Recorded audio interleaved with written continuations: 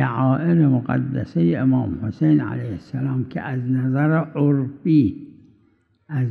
عرفی این تجلیل تعظیم از حضرت حساب میشه، اینا مطلقا جایزه، فقط یک استثناء داره و اون اینه محرمات نباشه.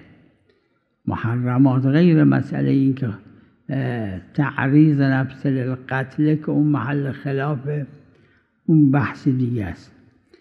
محرمات نباشه. اگه یک چیزی سازی است که این ساز از محرمات، نه جایز نیست.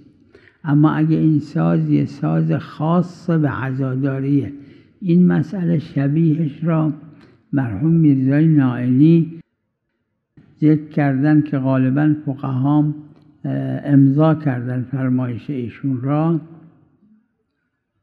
که این دمام، یعنی این دنبکایی که میزنن، اگر دنبک دمام عربی بهش میگن، اگه دنبکیه که خاص به مجالس فساد اون جایز نیست. اما اگه یه دنبکیه که مشترکه در عزا میزنن و در غیر عزا هم میزنن، ایشون نوشتن اشکال نداره، غالبا هم فقها قبول کردن.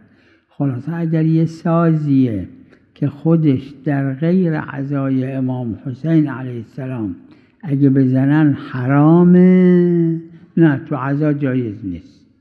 اما اگر یه سازیه که تو غیر عزا هم حرام نیست، اون نه، چه اشکال داره.